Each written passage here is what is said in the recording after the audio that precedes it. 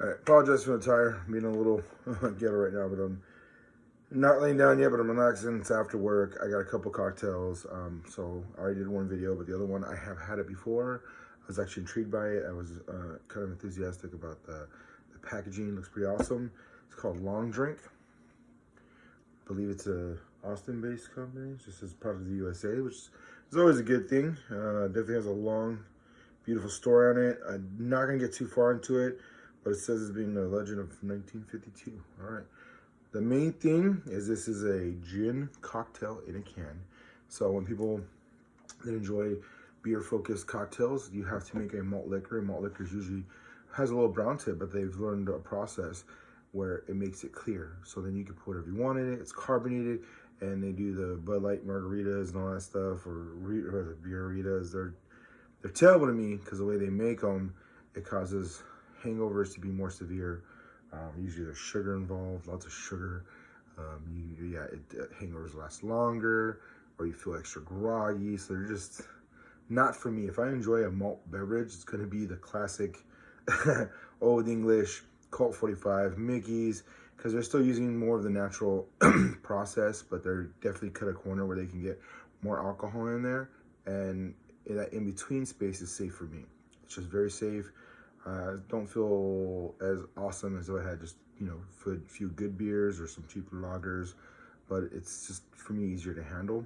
But when you make them into cocktails, terrible. So as you get older, you will feel your hangovers. They do last longer. Actually, for a long time, I never had a hangover until mid-20s, and it started kicking my butt. I was like, oh, that's what everybody complains about.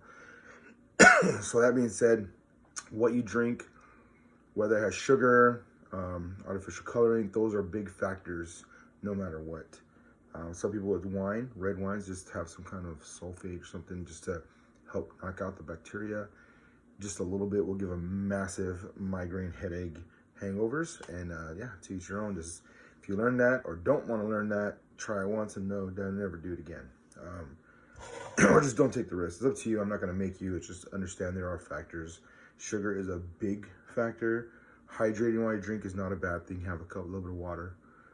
Eating some food is another factor, and having water in the morning is another factor. So that being said, this is supposed to be a real alcohol beverage cocktail, and those just tend to sit a little better with me personally. So, all right, it's not essentially Paloma, but Paloma is grapefruit. So it's grapefruit with the gin in it that gives a juniper berry flavors. So juniper berries come a little effervescent, little mentholy. Just be careful. It's just what they do.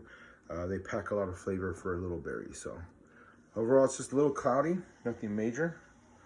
No coloring that I see. Very crisp sizzle. I'm enjoying that. Definitely, I smell the grapefruit 100%. The juniper is not super strong and present. Just adds a little extra. I'm not sure this is like infuses sugar-free. It's 5.5, so a little stronger than the average beer. It is from Utica, New York. I'm not sure how many calories it is, but it to me, it tastes a little sugar-free. I'm not a super fan of sugar-free additives. Just to me, they just seem overwhelmingly intense for no reason, and my body doesn't like them. Some people actually told me that to them, the artificial sweetener tastes less sweet. So that's a big factor to understand about yourself. Does it taste sweeter to you and you enjoy it? Or does it taste less sweet and you enjoy it? For me, it's just tastes over amplified sweetness for no reason. And and I'm a sweet tooth person. I love sugar, but it has to be food, dessert, things like that, done well, dessert wines, honey, things like that. So just those are notes to hopefully help you understand where you're at, where you want to be at, if you enjoy it or not.